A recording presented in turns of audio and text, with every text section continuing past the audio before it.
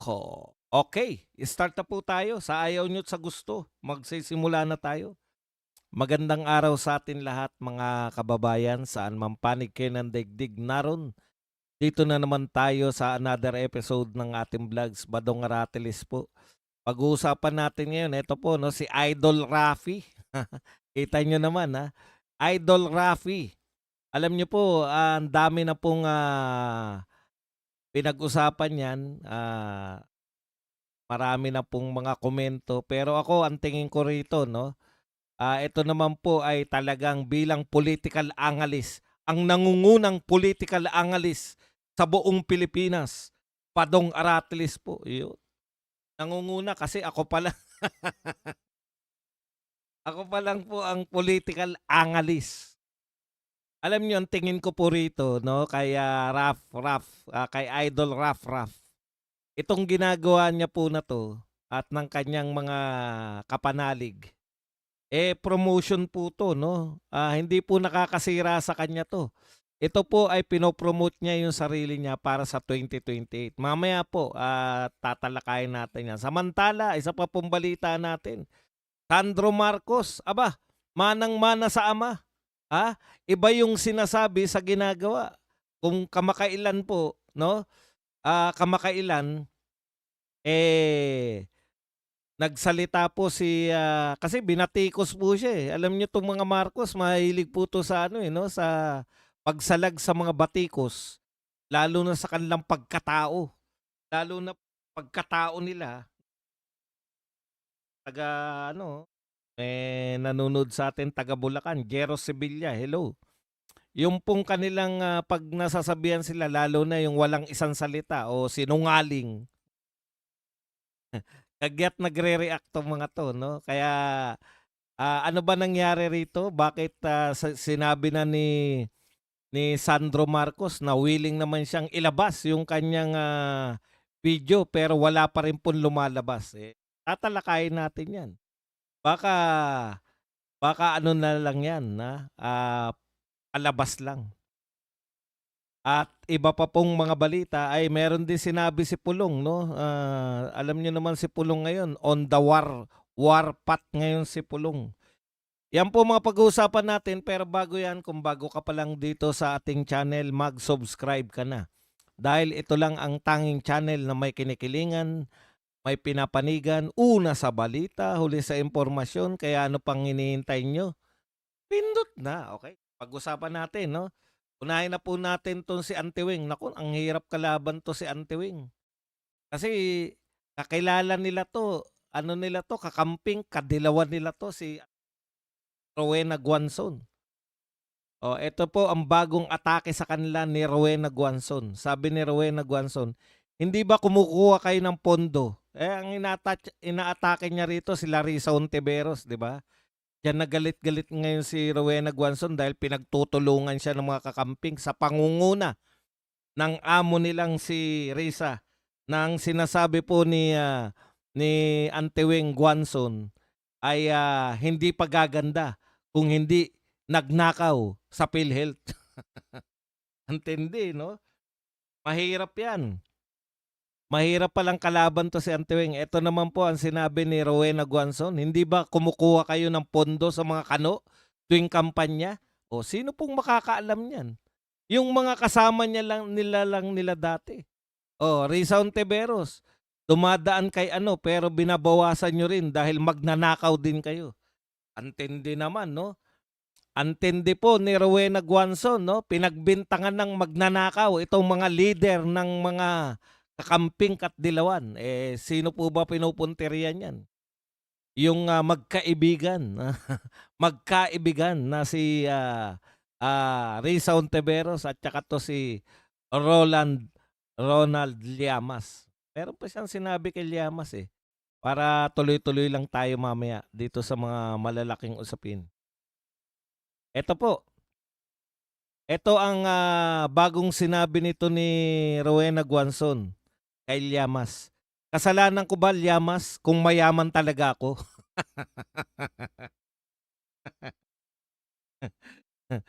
Kasalanan sabi po, hindi po tsismis 'to 'pag kino-quote niyo, 'no? Hilario, 'pag kino-quote mo yung tao, hindi tsismis yun. Kino-quote mo nga, eh. Ang tsismis, ayon sa aking narinig o meron akong napakinggan, wala naman, eh. Ito kino-quote ko, binabasa ko. Naman Laureo. 'Pag, quotation po ng tao, hindi po tsismis yun, ah. Yan, maling-mali, eh. Gusto nilang palabasin na tsismis lang, eh, kino-quote mo nga, eh. Eto po, kasalanan ko ba Llamas kung mayaman talaga ako? Hindi ko naman ninakaw yung Rolex at Gucci ko. Correct. Hindi ko sila gagalawin kung hindi nila ako binubwisit. Yan. Binubwisit nyo kasing mga dilawan kakamping, eh. Si Rowena Guanzon lang pala ang magpapabagsak sa inyong lahat. Alam niyo kung bakit? Hindi naman kayo pinapansin ng mga Duterte. Reza Ontiveros, eto si Llamas. Alam niyo si Llamas, tuwan-tuwa sa isang interview, napapansin na raw siya ng mga Duterte. Sino pumapansin sa'yo? Tigas ng mukha mo, hindi ka pinapansin ng mga Duterte. Si Rowena Guanzon lang yan pumapansin sa'yo. Alam niyo yung mga papansin, yung walang kadiri. Ganyan talaga, eh, no? Yung mga hindi kagwapuhan tapos nagpipiling nagpipiling pogi.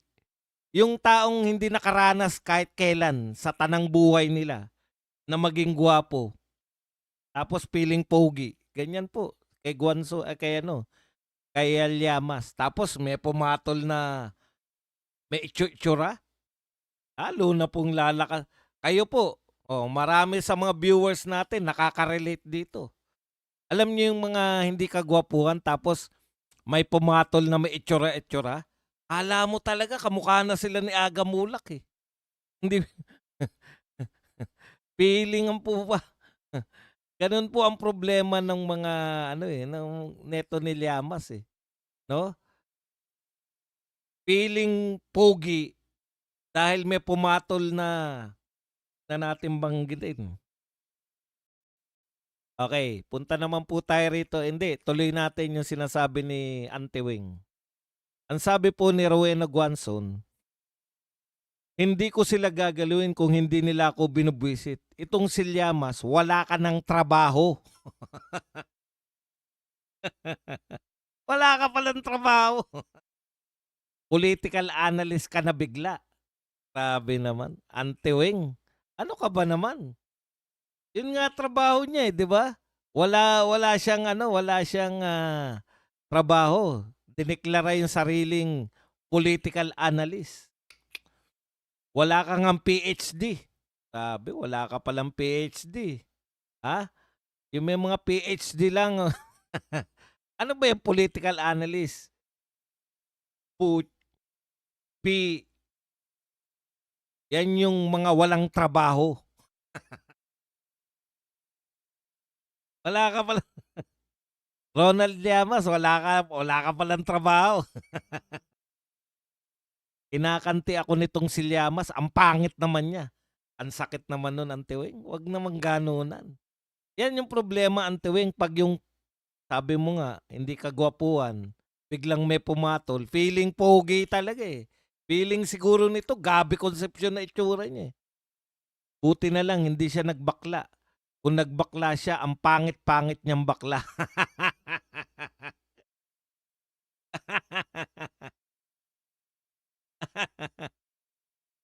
Nakakatawa. Wala kang trabaho, pangit ka pa. Buti na lang daw hindi ka nagbakla. Yan, sige kantiin niyo si Rowena Guanzon, gusto niyo sumikat, sisikat talaga kayo. Okey, punta na po tayo rito sa, unahin na rin natin 'to si Pulong. Eto po bagong banat ni Pulong. Why is why is it that some officials get charged immediately, while others, especially those connected to the palace, get a clean pass? Why is it that allies get washed clean while critics get dragged through every possible hearing? Ah, call it what you want, but the public already has a word for it. Hugas kamay. Protect your own. Sweep everything under the rug. Correct. Kasi po, bakit po? Bakit hindi man lang iniimbestigahan si Recto? Sinabi na nga ng, sinabi na nga po ng Supreme Court na unconstitutional yung ginawa nilang paglilipat. Bakit wala man lang investigasyon kay Recto, 'di ba? Oh, isa pa, bakit walang hindi iniimbestigahan si Martin Romualdez? Eh, halos lahat po ng mga tao, ah, na involved po dito sa, flood control, fiasco na 'to, eh, tinuturo na po si Martin Romualdez, maski nga po si Toby Chanco. Tinuturo na po na ang mastermind talaga, eh, si Martin Romualdez. Bakit po walang, freezing ng assets, wala pong, walang investigasyon sa ICI, 'no? Itong si Martin Romualdez. O kaya kitang-kita po, Mr. President, eh, kung anong uri po, hugas kamay kayo lahat. O yung mga tinanggal nyo po lately, na bakit nyo po tinanggal si Bersamin at saka si Pangandaman, 'di po ba? Kasi, nung napabalita na sila ay involved dito sa mga insertion, na merong mga, sila yung tinuturo o na nababanggit na kasabwat nitong mga magna. Bakit ni investigasyon po wala? Masaya na kayo na nag-resign sila. Tama po si Pulong dun. Pero tignan niyo po si Kiko Barsaga, hindi po nagnakaw, wala pong ninakaw na kahit magkano, walang walang porsiyento. Tinitiyak ko pong walang porsiyento. Kasi hindi pa siya congressman nun, eh. Paano magkakaporsiyento 'yan? Hmm, 'di po ba? Kulang kayo. Mamaya mamaya sasagutin ko kayo lahat. Eh, nasa proseso pa ako ng pagbabalita, eh. Sige mang-urat lang kayo diyan. Mamaya natin baka tahimik kayo mamaya, baka lumabas kayo, pagka sinasagot ko na kayo, Eh, walang kuwentang tao 'tong Reynaldo Bonifacio na 'to, pagmumura lang ang alam. Sige, tuloy mo 'yan mamaya. Panay ka lang mura, bobo ka pugo ka kasi. Wala na naintindihan, sa'yo na lang lahat, sinulo mo pa. Paano ba tatanggalin pan na kita rito? Wala naman sinabi, panay mura lang. Sumasagot po ako sa mga may katwiran pero hindi po sa mura. Okey, balik po tayo rito. Ang dami po, basta puwedeng maiugnay kay ano, sa mga Duterte, freeze kaagad yung asset, 'di ba? Eh, bakit po si Martin, ang dami na po nagtuturo kay Martin, Diskaya, Gutesa. Samantalang yung mga mga pahayag ng Diskaya, yan yung mga pinagbatayan ninyo sa mga, kinakasuhan ninyo. Oh, binabanggit din yan nila ng mga taga Bulacan, si Martin. Pero bakit hindi po pinipress yung asset? Oh.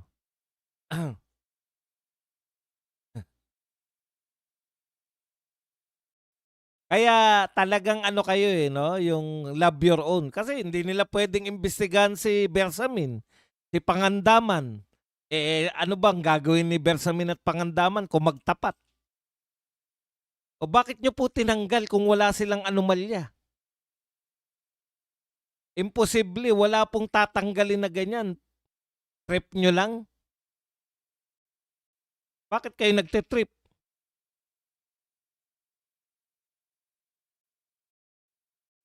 Okey, punta po tayo rito sa,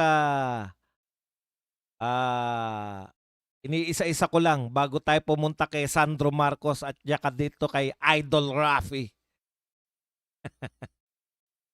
Congratulations po sa ating pamahalaan. Breaking all records na naman po. Naabot po natin ang pinakamababang halaga ng piso. Historic low of 59.22. Konti na lang, 60 na po. Pagtuntong po ng 60 ng dollar, wala na pong babaan yan, no? 60 na po. Ang galing talaga. Congratulations po, Mr. President. sa inyo pong kagalingan po sa pagpapatakbo ng Pilipinas, ay naabot na po natin ang pinakamababang halaga ng piso. Congratulations! Yan po ang legacy ni BBM. Pero wag po kayo mag-alala, ha? Nag-iisip na po yung mga magagaling sa PCO. Paano po ibibintang yan? Abangan nyo lang po. Pag nagkaroon po ng mga press conference yan, tinitiyak ko sa inyo na yan po ay ibibintang na naman sa mga Duterte. Pangan po natin yan kung paano po nila matutwist. Biruin nyo nga yung pagnanakaw dito sa flood control na gagawa pa nilang ibintang sa mga Duterte. Eto pa kayang piso? Lahat po yan. Lahat po ng yan ay ibibintang sa mga Duterte. Mag-abang-abang lang po tayo. Okay, Boying. Eto, dito kayo mabigla. Alam nyo po, masaya po kayo. Masaya po yung mga followers ni BBM kasi ganito po katwiran nila. Di bali na. Pag tanungin mo, ano ba legacy ni BBM? Di bali nang walang nagawa. Basta paggising mo ba dong, presidente pa rin si BBM. Tama naman po yun. Hanggang 2028, presidente. Pero kilala nyo po ba si Napoles? Nung araw pa po kinasuhan yun. Hindi po panahon ni BBM kinasuhan yun. Sa haba po na, hindi po nangyari yung PDAP kay Duterte. Hindi rin, alam ko, hindi rin kay Pinoy nangyari yan. Gloria Macapagal pa yata nangyari ang PDAP na yan. Pero ngayon lang po nasisentensyahan. At ang sentensya po kay Napoles, marami na po na sentensya sa kanya. Puro reclusion perpetua.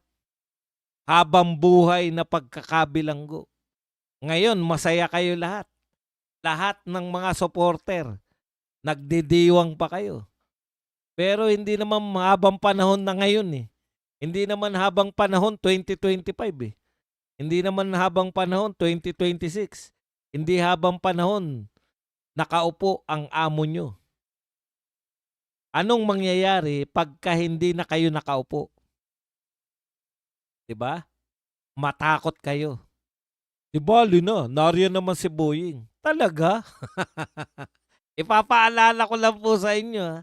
Si Boying po, nung panahon ni Duterte, maka-Duterte yan. Ha? Talaga?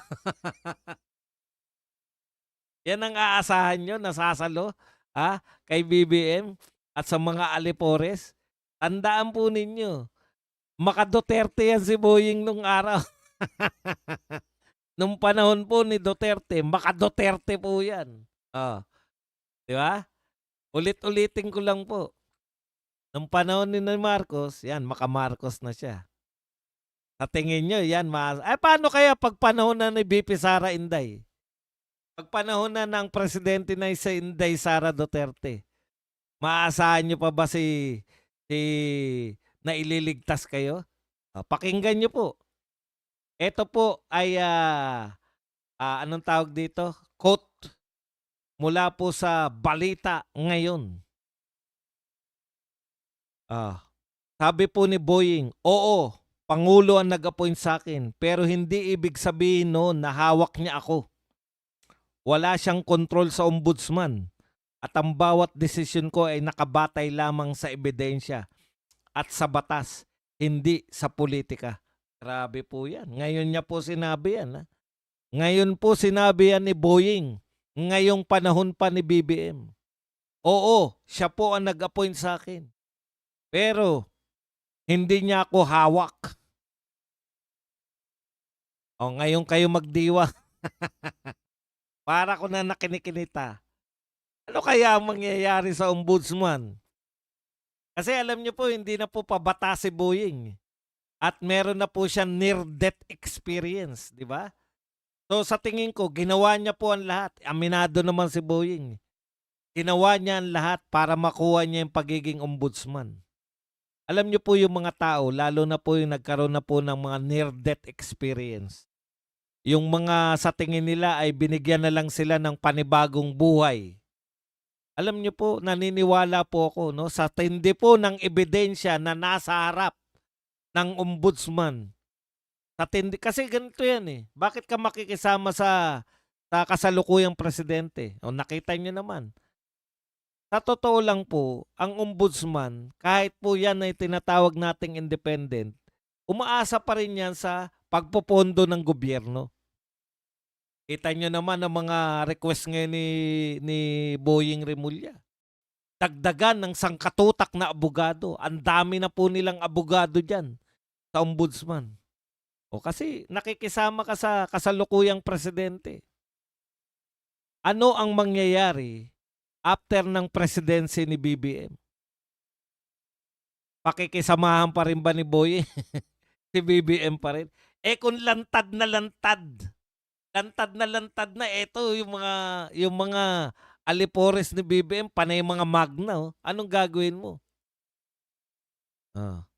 Pwede po yun, eh. Pwede ka pong yung legacy. Ano iiwan kong legacy, 'di ba? Kaya po may mga bilyonaryo nung araw, kaya nauso yung pagtatayo ng mga foundation, eh. Ha? Hindi po nila pinamamana lang sa mga anak nila, sa mga apo nila yung mga pera nila. Hindi pa po natin hindi pa po natin nangyayari sa atin 'yan, eh. Kaya hindi po natin maisip siguro. Pero bakit may mga bilyonaryo na instead na ipamana lang sa mga anak at apo yung kanilang mga ari-arian, bakit sa mga, humanitarian, oh, sa mga humanitarian effort nila binibigay yung pera nila? Mahirap pong intindihin yun. Kaya po pupuwede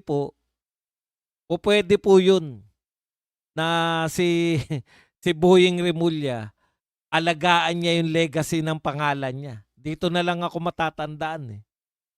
Ako magpapakulong dito sa mga 'to. Huwag kayong papakasiguro kay Boying. 'Pag yan po ay tinutuon niya yung sinabi niya na, "Let the evidence lead us." Ha? Yun yung maglilid sa kanila, evidence? Yari kayo diyan. Okey. Punta na po tayo rito sa inaabangan natin, Sandro Marcos. Bumaliktad, manang-mana 'to sa tatay niya, eh. Hindi lang po sa pagiging lolo pa pala pinagmanahan, 'no? Di ko sabagay na ano ko po 'yan, eh, meron na pong mga teorya na ganyan, eh, pati po yung mga pag-uugali. Hindi lang po yung hindi lang po mismo yung mga physical ang puwedeng manahin ng tao, pati po yung pag-uugali, pati po yung ngayon may mga teorya po na ganyan, eh, 'no? Na ipamamana pati kunwari, artist ka. Puwedeng maipamana pala yung love of art, yung mga talagang kaya kung painter yung tatay malamang painter din. Hindi lang sabagay baka puwede rin na kasi araw-araw nakikita ng anak yun, 'di ba? Nagpe-painting yung tatay niya. Tapos nabubuhay sila ng Vicente, malaki ang kinikita, 'di ba? Siyempre, kaya nga puwedeng deterrent, eh. Puwede pong, maging, yung mga magulang natin ay puwede po nating maging ano, both negative and positive reinforcement. Halimbawa po, manginginom yung tatay mo ta's ang nakikita mo sa kanya ang sasaya-saya, ang daming tropa, nasayahan ka, naging manginginom ka rin, marami ka rin tropa, masaya ka. Or puwede ring maging negative yun, 'di ba? Ayoko gayahin 'tong tatay ko, puwedeng gano'n. Puwede po yun, eh, kaya mamamana talaga kasi wala po silang value. Halimbawa po yung mga magnanakaw, hindi ko po sinasabing mga Marcos, magbibigay lang po ako ng halimbawa. Halimbawa po yung mga magnanakaw, nakikita nila wala namang mali, eh, parang yung pagmumura, 'di ba? 'Pag palamura yung mga magulang, malamang palamura din yung anak. Tignan niyo yung mga Duterte.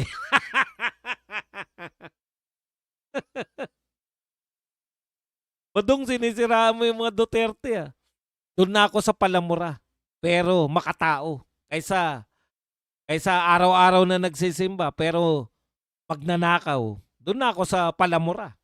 Anyways, yan yung point, eh. Kung walang nakikita, Kung napaka-normal na lang sa kanila yung mag-akyat ng yaman, walang kino-question yung anak, "Bakit kami mayaman? Eto lang ang suweldo ng tatay ko." 'Di ba? Malamang gayahin ng anak yung ama. Kaya nakita niyo ilang henerasyon na ng mga congressman, ilang henerasyon na ng mga politiko na yung tatay, lolo, magnanakaw na, pati yung anak, pati yung apo. Oh, hindi ko sinasabing si Sandro Marcos 'yan. Si Ferdinand Senior at Junior, hindi ko po wala po akong sinasabi niyan. Pero ang tinitiyak ko namana nito ni Sandro, yung tokis ng ama. Yung nagsasalita pero iba ginagawa. Oh, 'di ba? Una, sabi niya, willing ako. Siya pa nag-volunteer eh. Ibino-volunteer ko yung sarili ko na willing akong magpa-imbestiga sa ICI kasi wala akong tinatago. Wala siyang tinatago. Tignan nyo ha. 'Di ba? Bakit ka magpapa-imbestiga?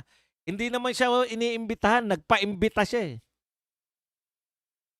Kasi wala raw siyang tinatago. O, wala kang tinatago. Eh, pagdating pala sa ICI, sasabihin mo, executive session tayo. Alam niyo po yung mga executive session, ginagawa lang po yan sa mga investigasyon sa Senado at sa Kongreso kung ang involved po ay national security. Kung may masasabi ka na ikapapahamak ng bansa, yung pambansang seguridad. Halimbawa, pinag-uusapan ninyo yung mga espiya-espiya o kaya yung mga posisyon ng mga militar natin. 'Di ba? Eh, ikapapahamak po ng bansa yan eh. Oh. Bakit? Alam mo, takot bang magpaimbestiga sa Senado si Sandro Marcos? Ang tanong ko, Malo Ancheta, may investigasyon pa ba sa Senado? Wala nang investigasyon sa Senado eh, di ba? Hindi na nag-iimbestiga yung Blue Ribbon Committee. Dapat yan yung ano natin. Balik tayo rito. Ito po si Sandro Marcos. Ang galing magsalita. Ibo-volunteer ko. Wala akong tinatago. Wala akong ano, magbo-volunteer ako sa ICI. Nag-volunteer ka tapos closed door kayo. Ano nalaman ng tao? Wala. Eh nung nakita niyang maraming bumabatikos, pinatikos siya ng lahat eh. Nagpa-imbestiga ka pa, hindi rin naman namin alam kung ano laman ng investigasyon. Ayaw din naman magsalita ng ICI. Oh. Ngayon, bilang mahilig sila dyan, yung mga Marcos eh. Yung magsalita ka para awatin mo yung mga espekulasyon ng tao. Lalong napahamak yung pag-attend niya ng ICI kasi bakit executive session? Kala ko ba wala kang tinatago? Bakit nagtago kayo sa investigasyon? Kaya ang sabi na naman ni Sandro Marcos, ang linaw eh. Oh. Basahin ko lang yung sinabi. Ito po. Pagkatapos ng closed door meeting, yung nagpahayag na po siya, nagalit po yung mga tao na sinasabi ng mga tao, bakit closed door? Bakit hindi live? Sabi po ni Sandro Marcos, binibigyan niya yung ICI ng full authority, para ilabas yung video ng kanilang investigasyon. Kung sa tingin nila, pero merong kondisyon eh. Kung sa tingin nila ay hindi ito makokompromiso ang kanilang investigasyon. Nagbigay siya ng kondisyon eh. Sige, binibigay ko na. Binibigay ko sa ICI. Sila na po ang bahala ng full authority para ilabas yung aming video. Reaction po yan sa nagtatanong yung tao, bakit siya executive session? Kinakailangan may sabihin. Alam niyo naman yung mga Marcos, ganyan eh. Pagsasalitain ka, katulad nung halimbawa, yung isosoli na namin ang PhilHealth. Kasi ang dami na nanawagan na bakit yung PhilHealth, maraming may sakit. Diba? O para maapis, tuwan-tuwa naman. Yay! Nagpapalakpakan naman. Isosoli na. Eh, yung pala, hanggang ngayon, wala na isoli. Yung pala kinakailangan pa ng Supreme Court na mag-utos para lang nila isoli. Ang malupit dun sinoli nila pero tayo rin ang pinagsoli. Sa'tin din kinuha. Anyways, balik tayo rito. Ganyan yung ugali nila, eh. Marami ba nagagalit at executive session hindi naka-live? O sige, sasabihin ko ngayon na pwede nilang, ilabas. Yung mga reporter ngayon nanghihingi sa ICI. Ano sabi ng ICI? Aba, hindi po namin yan na pwedeng maipamigay ng walang written consent. Putya, iba pala yung written consent at iba pala yung sinabi lang. Hindi kinikilala yung sinabi. Sandro Marcos, hindi kinikilala pag walang written consent. Magbibigay ka ba ng written consent? Malamang kakalimutan na lang nila yan. Wala po sila nung palabra de honor, eh. Alam niyo yung ibig ko sabihin? Yung tao doon po nakikita, eh. Yan po ang meron ng Duterte na wala tong mga Marcos na to. Pag sinabi ng Duterte, pakain ko sa iyo yan pagka ano, nakawin mo. Maliliit na nakaw lang yan, ha? Papakain pa. Wala po sila niyan, eh. Ang galing pa ng mga Marcoses maglaglag ng mga tauhan nila. Ganun na lang nilaglag si Bersamin. Pero, manahimik ka na lang dyan, di ka namin kakasuhan. Once na magsalita yan si Bersamin, imbestigahan na yan, ipipress asset niyan, kulong na yan. Ganun din si Pangandaman. Pero bakit nyo sila tinanggal kung wala silang anomalya? Kung may anomalya sila, bakit ayaw nyo ipa-imbestiga? Sabi nga ni Pulong, pag maiugnay sa mga Duterte, imbestiga agad. Pag maiugnay sa mga Duterte, presyong asset agad. Ba? Ganyan, eh. Okay. Punta na po tayo rito. Itong sasabihin ko kakaiba sa lahat. Hindi naman po, ito po ay mula po sa nag-iisang political analyst ng Pilipinas. Si Badong Aratilis.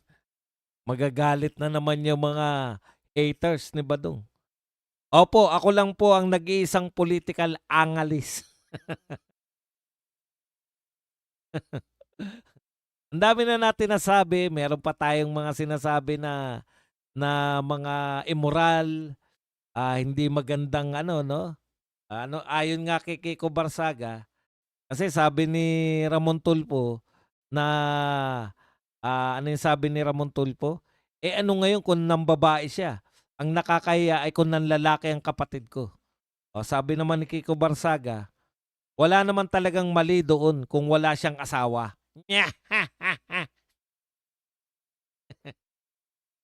Tama ka naman doon, Congressman Kiko. Pero ako tingin ko, magagaling po tong lalo na si Idol Rafi. Napakahusay po niyan sa mga marunong kumapaya ng ano yung mga pwedeng mag-viral. Yung viral na utak, yung utak viral, magaling po yan si Idol Rafi. Napakahusay po ng utak niyan sa mga viral-viral. Kapado niya po yung masa, eh. Bakit po tahimik si Rafi, si Idol ngayon? Tinatantya niya lang, eh. At tingin nila positive to. Bakit? Before tong Viva Max, wala na pong pumapansin kay Idol Rafi. Kasi po na-expose po siya sa Senado. 'Di ba? Ang daming nagtatanong sa inyo sa akin. Badong, bakit si Idol nung pinanonood lang natin siya sa Rafi Tulfo in action, parang ang galing-galing niya. Pero ngayon naging senador siya. Bakit parang wala na siyang galing, wala na siyang husay? Oh. 'Di ba ang sagot ko diyan? Ganun talaga, nakakabilib talaga 'yun kasi pambarangay lang yung mga issue, eh. Uy, thank you very much kay Carmen Yamada na nagbigay po sa atin ng 50 stars. Yan ang mga masasarap batiin. Carmen Yamada, thank you very much po sa 50 stars. So sa madaling salita, mga kapatid, ito pong si Rapi Tulfo, non-entity na siya eh. 'Di ba? Ni hindi po siya pinag-uusapan na pang 2028. Parang, sige, kasama lang siya lagi. Wala po siyang, wala nang dating. Nung nagsenador siya, tapos na yung kanyang, kumbaga, yan yung mahirap kaya diyan magaling si Leni Robredo eh. Si Leni Robredo kung naging senador yan, matatapos ang political career eh. Kasi yung projection mo na magaling ka, ma-expose sa Senado. Pambarangay level lang pala yung husay nito. Ang husay pala nito, pang ano lang to, yung pang yung mga mag-asawa na may kabit, 'di ba? Pinagtaksilan, yung mga hindi nahuhulugan yung SSS, yung mga hindi nabibigyan ng Christmas bonus, 13-month pay. Yan talaga ang galing eh. Maraming salamat Ma'am Carmen Yamada. Ang galing ni Rapi Tulfo pagdating sa mga ganyan eh, pang barangay nga, 'di ba? Kaya ang daming bumilib sa kanya, instant justice. Pumunta ka ron, hindi ka hinuhulugan ng SSS. Tawagan mo nga pangalan ng tomboy niyang ano. Tawagan niyo nga si ano. Dole. Ano ba to? Hindi daw hinuhulugan. Sige sir, papuntahin niyo na lang dito. Punta ka, samahan niyo to. Samahan niyo sila. Punta po kayo doon Punta po kayo doon. Punta na po tayo sa Dole. Pameriendahin mo sila. Anong pangalan nun? Manit? Anong pangalan ng tomboy? Judith? Anong pangalan ng tomboy niyang alalay doon? Putya, galing talaga ni Rapi Tulfo. Kaya ang haba po ng pila eh. Ang haba ng pila sa magsusumbong kay Rapi Tulfo. Sumbong mo kay Tulfo. Odette. Si Odette. Odette, punta kayo doon. Saka, pakainin nyo muna bago kayo kunwari binubulong pero naririnig sa mic eh. Ito, dalhin nyo muna ron sa may kantin dyan sa baba. Specific sa kantin sa baba. Odette, pakainin mo muna sila. Ito, pakainin mo muna sila para ano. Sige po, punta na po kayo ron. Hinihintay na po kayo ron sa Dole. Na-expose siya. Hindi niya po kaya makipag-batbatan sa mga katulad ni Marcoleta, tiba pa. Hanggang dyan lang siya. Ngayon, hindi na po siya kinukonsider na ano man lang. Ano tawag doon? Yung in fact, natabunan po siya ni Erwin eh. Sa totoo lang po, tabon siya ni Erwin. Kasi si Erwin meron pa, sometimes, we must bend the law.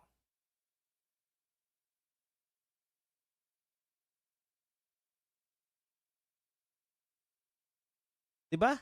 Wala na po siya eh. Non-entity, hindi na po siya kinukonsider na contender. Para na lang siyang mga pamparami. Ay, dyan po ako nagsimula kay Rapi Tulfo. Ang una ko pong pumatok na video, yung pong mga reaction ko. Konting kwento lang po, no? Ang una ko pong pumatok na video sa YouTube. Kasi ang dami ko dahil sobrang talino ko nga.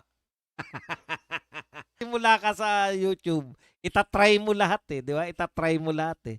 Nagluto ako, nagpunta ako ng Dolomite, ano na nangyari?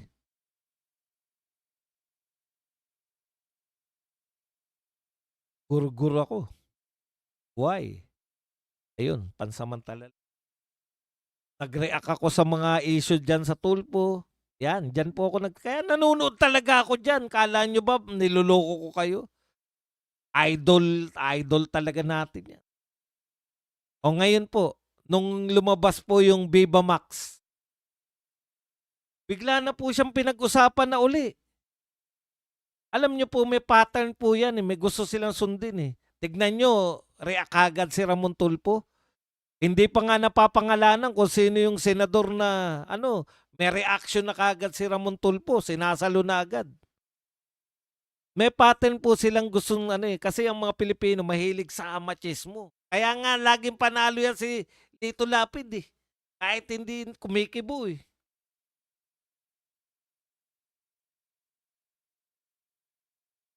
Mahilig po tayo dun, nakakadalawang presidente na tayo na tanggap po natin yung mga pinuno natin na kinakailangan may babae ka, 'di ba? Na kailangan marami kang chicks. Katulad si Duterte, 'di ba? Sa atin hindi po eto, sa mga Pilipino po, yung leader na may mga bet ka, yung leader na maraming asawa, ano sa atin yun, eh, basta ikaw naglilingkod, ikaw mahusay kang naglilingkod. Eh, ang ganda pong promotion nito kay Idol Rafi. Biglang, "Uy, idol 'to." Mo pinag-uusapan na uli siya. Wala na po nag-uusap sa kanya, eh. Mas pinag-uusapan pa si Boying kaysa sa kanya. Mas pinag-uusapan yung mga Remulla, si John Vic. Bakit ba pinag-uusapan yung tindig na yun ni John Vic? Mahilig tayong gano'n, eh, macho culture tayo, eh, 'di ba? Kailangan may chiching. Kaya po ako kahit tapat ako,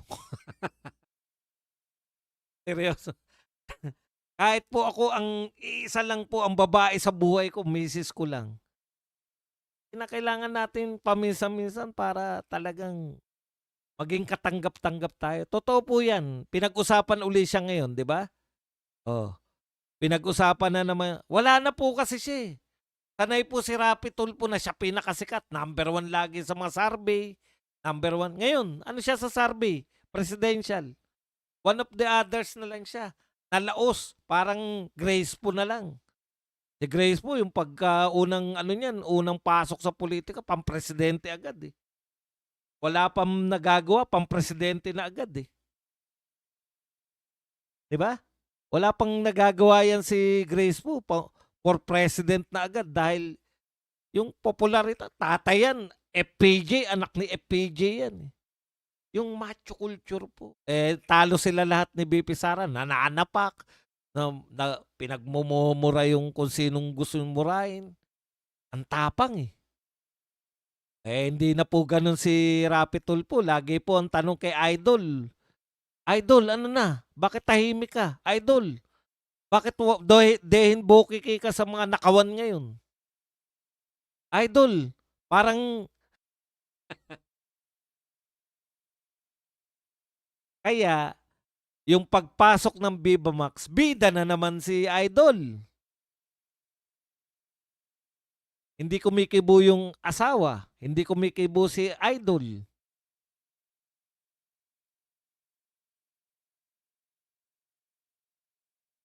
Biruin mo nga naman, 'di ba, napag-uusapan natin. Ang tulis mo talaga, Idol. Yun po yun, eh. Yun yung gusto nila i-project na talagang si Idol Rapi, talagang lalaking-lalaki 'to. Tignan mo yung sagot ni Ramon Tulfo. Eh, mabuti na yung mga babae kaysa manlalaki.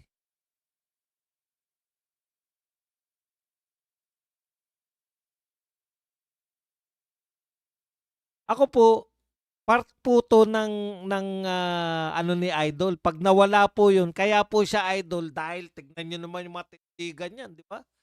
Kinakailangan yung talagang yung itsura mo, talagang lagi kang galit, talagang tapos naka-leather jacket ka na itim. Part po ng image niya. Eh, sino ba Viva Max. Alam nila yan, eh. Yan ang pinakasikat, yan yung pinanonood ng mga tao. 'Pag naiugnay ka diyan sa Viva Max na isa ka sa mga, nakatikim diyan sa mga chiching diyan, iba na yung level mo. Tapos galante ka, galante 'to, 'di ba? Pino-project niya, galante 'tong tao na 'to. Maraming ibibigay na ayuda 'to 'pag nagkataon.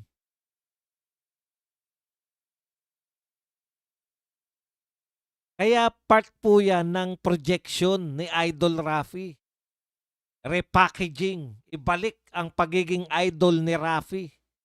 Kinakailangan bumalik yung matapang na Rapi, yung idol ng mga kalalakihan na Rapi. Yung Rapi na nag-endorse ng matinding ano ba in-endorse niya? 'Di Viagra, 'di ba? Ay yung tigasing Rapi Tulfo. Wala na pong titigas dun. Wala nang magpo-project. Ha?